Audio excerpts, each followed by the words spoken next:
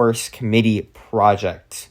So jumping right into this, we have a briefing on a couple of safety reports that have been given to us that have been submitted and reviewed by the online safety reporting system for LeTourneau Aviation for being able to go through and kind of assess different safety issues, if there need to be safety risk management and mitigation elements implemented and that sort of thing. So we have 5 cases today that we're going to look through, and we're going to discuss, we're just kind of go through them and discuss the commonality, as well as a little bit of an in-depth analysis for our safety risk management on reports of improper post-flight procedures and kind of what that looks like for following that risk management process, as well as our risk matrix analysis. So all the different kind of outcomes that had happened from these safety incidents, and dealing with the risk matrix analysis of the likelihood and severity or impact, basically, of all of these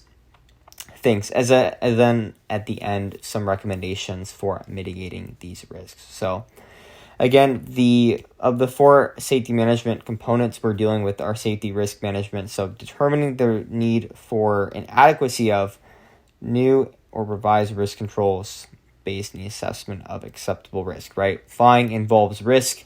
There is risk to what we do. However, basically by following standard operating procedure and LeTourneau policy operations and policy, we have these safety systems implemented so that we minimize the amount of risk. So dealing with report commonality, if we start with report 1 Echo here, we have the 172 Skyhawk that was found not completely post-flighted. The navigation and instrument panel and interior lights were all left on, and this person turned all these off before turning the master switch and continuing his pre-flight inspection on that one. We go to report 1 Sierra, moving on to the next one. Here we have came in for dispatch and noticed the horizontal stabilizer of one of the Piper Seminole, so the multi-engine was tilted down, and checked and saw that the flight controls were not locked and the seat belts were not properly installed for securing the flight controls there, which is part of the post-flight. Moving on to our third report, it looks like 26 Sierra. We are again in the Piper Seminole, and this Seminole was found with magneto switches on both engines during the pre-flight. Last entry on the clipboard was for maintenance there. And then moving on to our fourth, we have report 28 Sierra. 28 Sierra is a Citabria table. It says in jacket 98, so 7908 Lima. The mixture control was left in the full rich position after a failed starting attempt. Upon further notice or for the next crew that came out. And our last safety report here, 29 Sierra, we have is back in the Skyhawk. We have jacket 55, so November 55 Lima uniform, and found that the tail was not tied down and standby battery was left in the on position, which meant that the G1000 was on due to the standby bus there for that one. So as we can see, just kind of overview, big picture, post-flight items not being done correctly, or essentially what's happening is people are not following through the checklist when abnormalities or non-standard situations, like not being able to complete the flight, being distracted, or the maintenance run-up, or some sort of issue where you're not, going out and going through all the motions of verifying your post-flight, right? So kind of dealing with analysis here for the right. So identification of safety issues. So flight controls not tied down, master switches on, standby battery switches, right? The tail's not tied down, that sort of thing for that. So proper post-flight procedures, which are read and do, they're not flow and verify or memory items, are not being performed, even when we don't have the normal pre-flight, starting, you go out on your flight, you come back, that sort of thing. And then we have assessment of our safety issues, right? So think about the safety aspect with the flight controls not being tied down. You're left overnight, it's windy, a gust of wind comes and it hits the controls, right? If they're not secured, then they can move around. And so you could have an issue with the control surface being damaged, and that would be an extensive repair, or even worse, would be not seeing any damage that you would be able to note on your pre-flight inspection and your walk around. And say a control cable or a bell crank was damaged or compromised, and you don't know until you go out and you fly and you're doing maneuvers and stuff like that, and you're adding those aerodynamic load forces on your flight control surfaces, and something breaks and you have a lost control in flight, which is bad news. Even things like with the master being left on and people not being careful to verify that all the switches are in the opposition, right? We know master, when that is on, has the potential for the engine to be able to crank for that starter to engage. Maybe not the magnetos, but the starter could engage if there was some sort of grounding, say the keys were still in the plane and they were not taken out and it was still on both, and the starter could engage and cause bodily damage or harm. Even with the mixture control on jacket 98 being in the forwards position, if, say for example, the cowl plug was not installed properly, and so a student came out to either remove it or install it the proper way and had to move the propeller, then there's a chance for cause for serious injury, harm, or even death.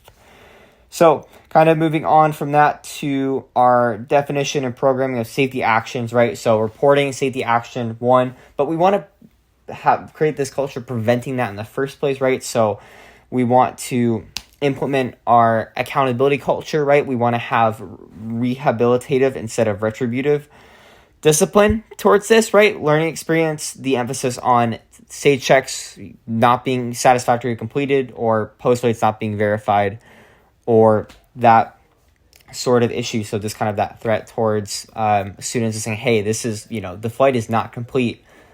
You cannot get a grade if this is not done properly for that. So with the implementation and follow-up, right, we want to monitor under and categorize the issues with pre-flight, post-flight procedures being followed or not being followed.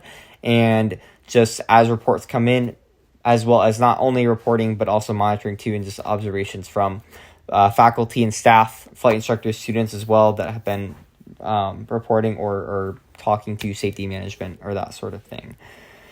And then we have, lastly, for our fifth part of this risk management process, we have safety performance measurement. So how are we measuring with this, if these measures are being effective towards people doing their post flights properly and that sort of thing. So the number of reports or incidents we have every month for that sort of thing would be probably the most quantifiable way of being able to tell if things are being done correctly or not.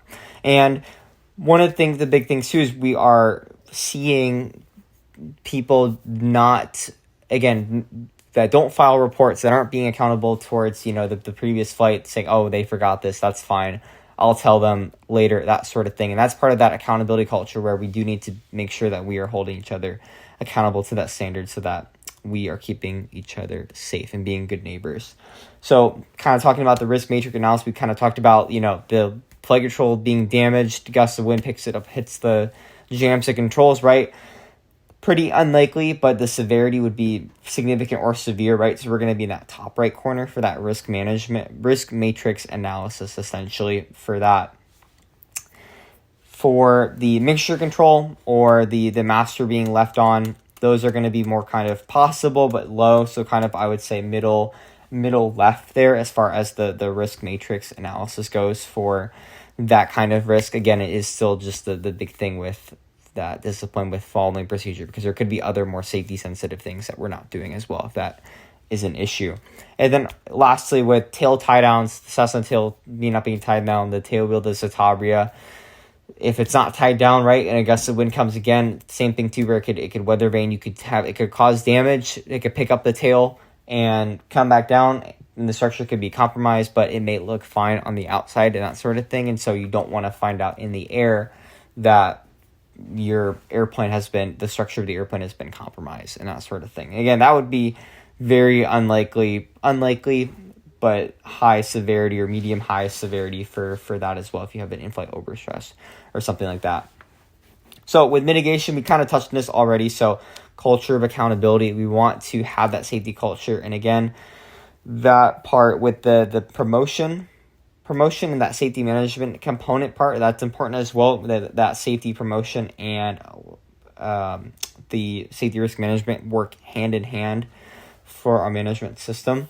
And then restorative and retributive discipline, right? We don't want to berate or just be on top of people. We want to, again, emphasize the why behind this matters and give people that cognitive aesthetic or that extra kind of step for why this is important. Maybe a story, maybe something there is an example of a time where this post-flight, pre-flight procedure preparation was not done and that sort of thing. A big part with kind of dealing with pre-flight readiness with our PAVE checklist or I'm Safe, right, is that it becomes just kind of so rote and so just automatic response level that we tend to start overlooking the small things. We do our checklist really fast and we start to kind of just do our flow and not stop and think what are we doing and constantly make sure that there is a set limit to how fast we do our checklists and our procedures, stuff like that. So establishing this foundational attitude, right? You're, again, biggest learners when you're just starting out, when you're just a sponge to get information. So really we want to emphasize that foundational attitude towards making sure that we are instilling this kind of this airmanship, this stewardship towards our airplanes, towards our fellow pilots and flight instructors and crew and that sort of thing, and being good neighbors and upholding this kind of that biblical accountability too. It's just, do everything not for human masters but unto the Lord if we were working for him, so we receive an earthly inheritance there. So kind of just that faith-based aspect for that. So this is kind of my little rundown on the Safety Risk and Management Committee report for our safety reports. Thank you for listening.